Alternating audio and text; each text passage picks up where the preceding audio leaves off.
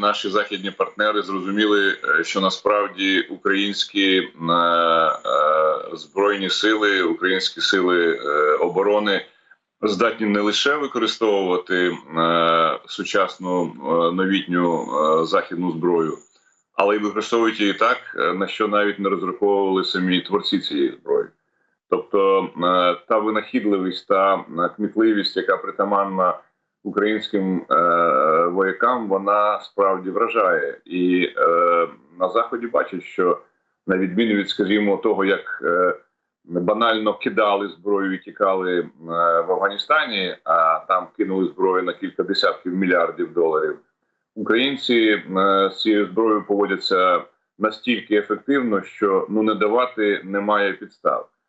Не давати є, правда, одна інша, вже не практична, а політична підстава, тому що, на превеликий жаль, продовжують наші західні партнери побоюватися швидкої розв'язки, швидкої перемоги України над російським агресором, тому що не знають і не розуміють, і, на жаль, поки що не хочуть зрозуміти, а що ж буде після того в Росії. А сценаріїв розвитку такої постросійської дійсності ще не розробили або не хочуть розробляти. От, власне, це та дилема, яка сьогодні поки що в головах наших західних партнерів не розв'язана. І це все лягає на наші, виходить, плечі. Ми маємо і вигравати війну, і розказувати партнерам, що буде далі там з Росією. Ми повинні це зробити з власного національного інтересу. В кінцевому рахунку, якщо хтось щось не вміє, чи не може, чи не хоче, а ми це бачимо і розуміємо, то ми повинні поділитися своїми знаннями, думками, ідеями з тими, хто цього не має. От, власне, це величезна проблема теперішньої ситуації, коли на Заході не бачать, що ж буде далі. А будь-яка непевність, вона є тривожною. Так і в побутовому житті. Якщо ви чогось не знаєте, якщо ви чогось боїтеся, то ви навряд чи, так, знаєте, безрозсудно будете щось робити. Ви будете вивчати, ви будете думати. Але питання в тому, що поки що цього вивчення якраз і немає. А навпаки, є деякі речі, які мене особисто, наприклад, дуже дивують, якщо не сказати більше. Навіть і наші друзі на Заході, я тут маю на увазі шановного і великого справді друга України, який зробив для нас надзвичайно багато. Це двічі колишній прем'єр-міністр Литви, а тепер євродепутат Кубілус.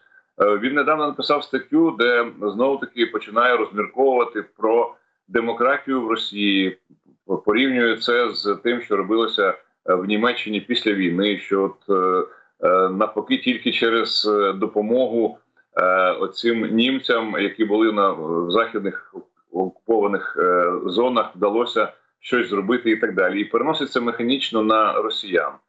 Це різні речі, і про це не треба взагалі говорити серйозно, тому що Росія – це не Німеччина. В Німеччині жили німці, це була гомогенна країна, яка мала, до речі, досвід демократії, хоч і невеликої, але поза тим. В Росії живе, за різними оцінками, там 180 націй і народностей. Вона строката, вона різноконфесійна, вона багатонаціональна і таке інше, і таке інше. Тобто калька з одного на інше не працює. Але от бачите, навіть такі люди, які реально нам допомагали, допомагають і допомагатимуть, за що ми їм безумовно вдячні, вони теж впадають в гріх якоїсь політичної такої казковості. Вони знову собі хочуть вигадати якусь казочку про хорошу демократичну Росію, так. Про демократичну Росію, про те, що треба допомагати опозиції. І забувають при тому, що опозиція нікого не представляє, крім самих себе. Це невеличка групка людей, які справді, можливо, мають якісь ліберальні погляди, але їхні ліберальні погляди і ситуація в Росії – це дві паралельні прямі, які не перетинаються і не перетнуться.